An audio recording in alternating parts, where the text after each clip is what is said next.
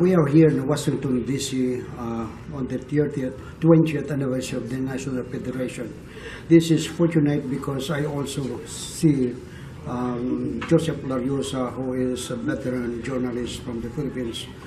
I just discussed with Jesse, with Mr. Lariosa about our mission to the Philippines. We're leaving on the 7th to meet with the President of the United States, Donald Trump. We call our group the American Filipino-American Republican Coalition. And I have with me, as of today, we have 24 delegates both from the West Coast and the East Coast. Okay. What's your name? I'm Ben Villanez, the Vice President of Federation, and I'm going with Mr. Ganghe to the Philippines. Okay. Mr. Ernie Ganghe, you mentioned to me about EDCA. What is it all about? Okay. I had been working on the issue of the narrations since 31 years ago. I served in the board of directors of PERBAC for 9 years, and before that I was with the Communications and Development Committee. My role then was to help raise funds, especially with the U.S. funds that is needed for the children in the Philippines. Our biggest issue was the Public Law 97359 of 1984, which allowed children from Vietnam, American children from Vietnam, Laos, Cambodia, Thailand, and Korea to come to the United States without being sponsored by their father. However, this law did not apply to the Filipino Americans. So in the process, we have been trying to negotiate if we can change the law. And in 1992, I was able to bring Congressman Lucian Blackwell, who filed a bill, but unfortunately, that was in February 1992, and we visited even the President of the Philippines, Fidel Ramos. But when he came back here in May of 1992, he lost, so he did not win. So the bottom line is that we are not going to work back on that bill because of the fact that it has expired. The youngest Filipino American that was born was 9 months after the base was pulled out, and that was November 1991. I was there. Therefore, the youngest that was born was in August of 1992. But the problem that we have is that we are not getting any support at all from any group. So what we are doing is just raise funds for the children. Okay.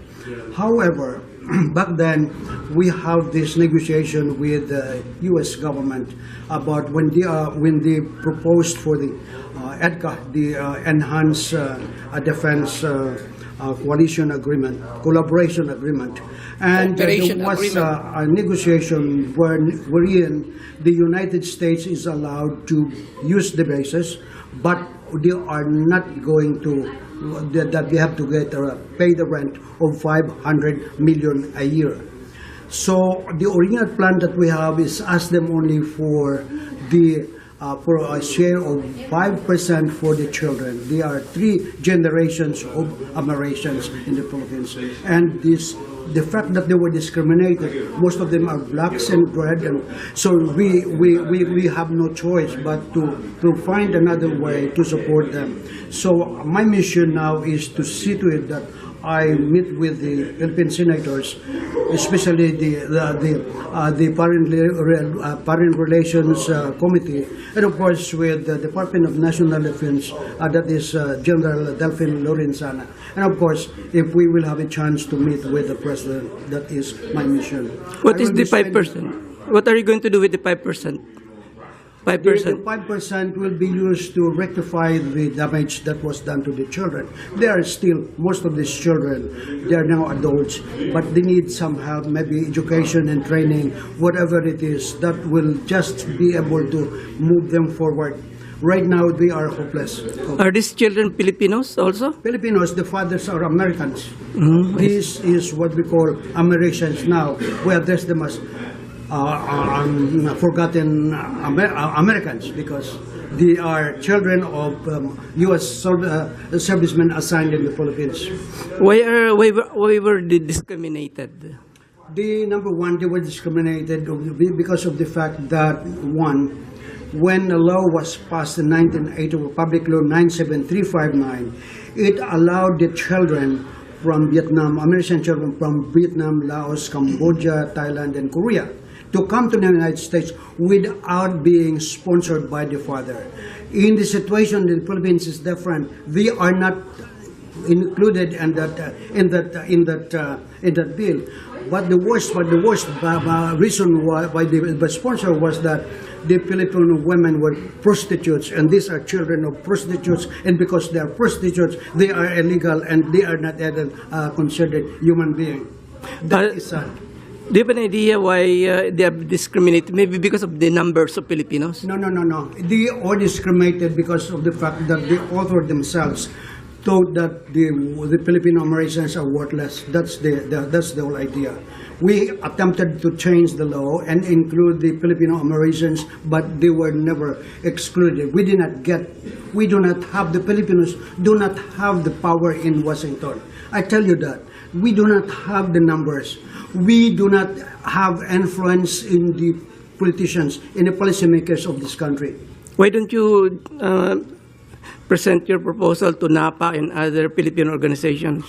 Well, we have been there 20 years ago. No, this is not for NAPA. NAPA never tried to help this issue. Did you try to present? No, it's beyond help now. Oh, yeah. It's over. So what we're going to do is work on the children and grandchildren of these Americans in the hope.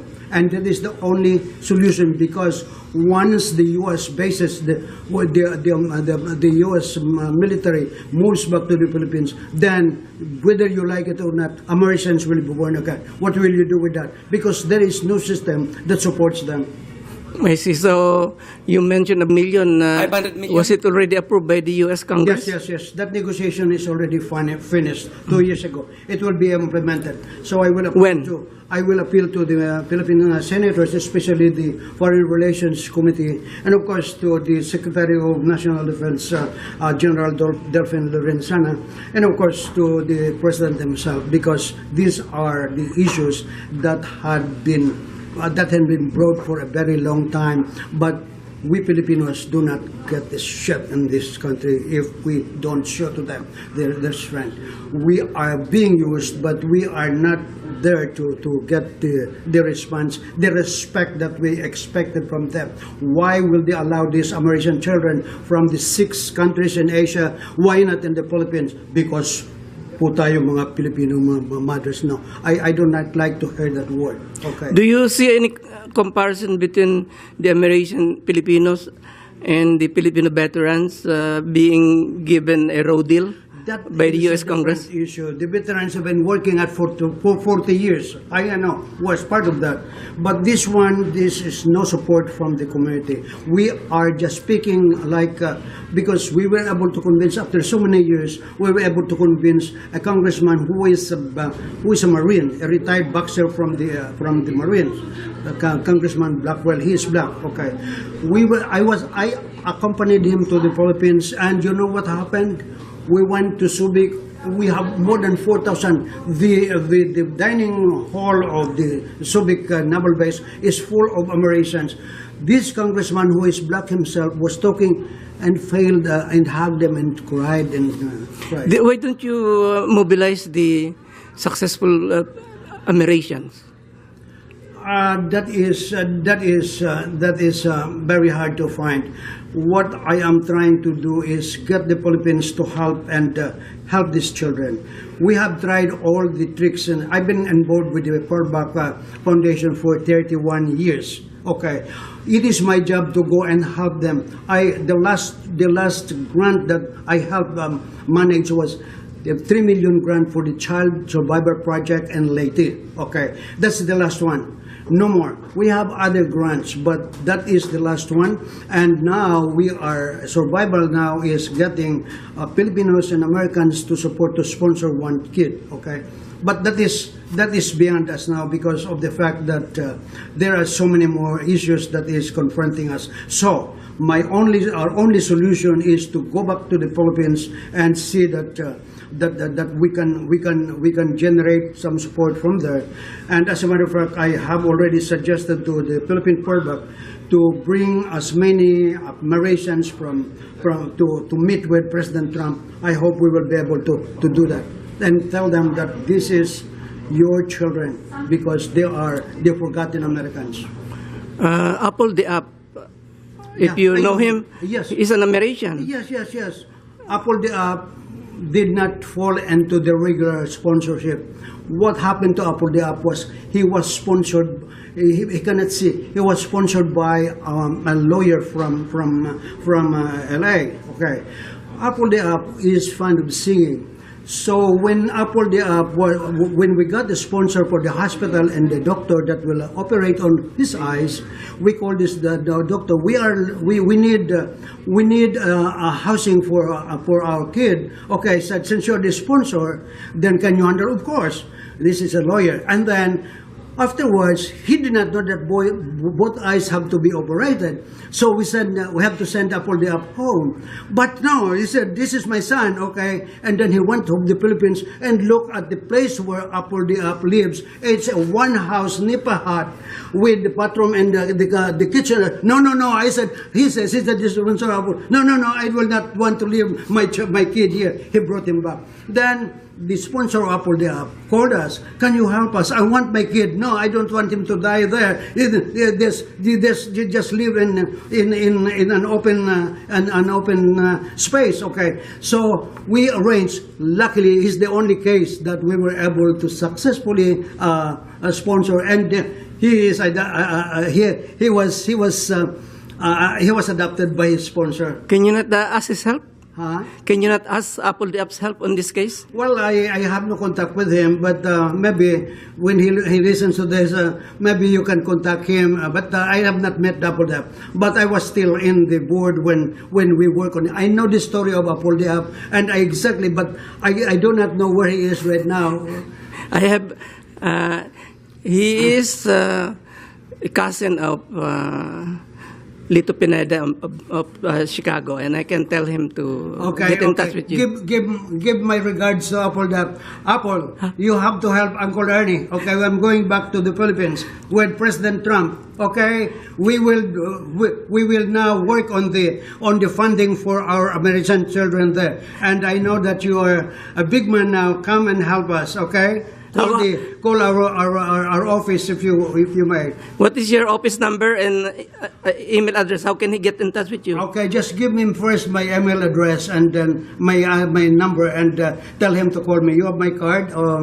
It is I don't know, because this is a political card, but this is my card in the Republican Party, and if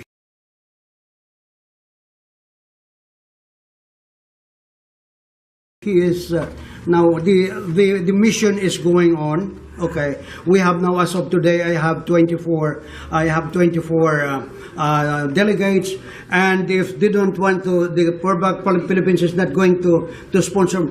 Yes, friends, mayors of Bulacan and mayor of San Pedro Laguna, they will take care of me. They will provide me transportation, housing, and the driver. But my mission now is to meet with the Philippine senators and the Secretary of National Defense and the President of the Philippines.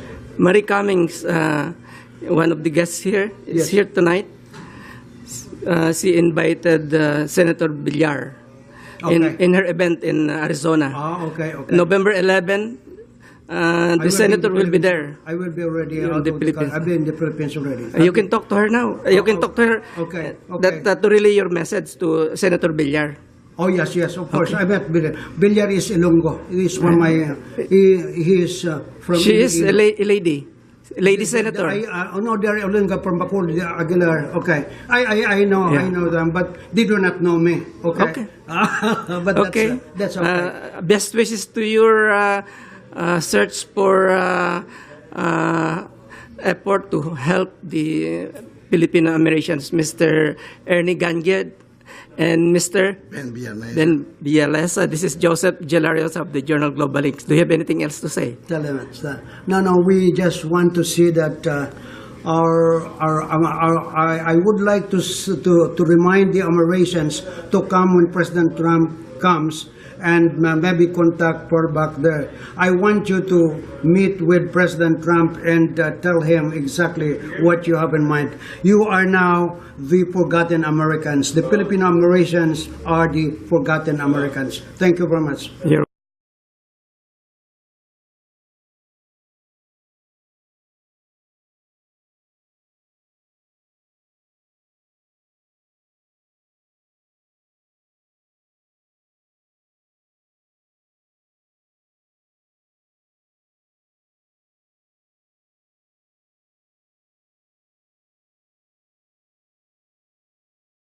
videography, video editing, and reporting.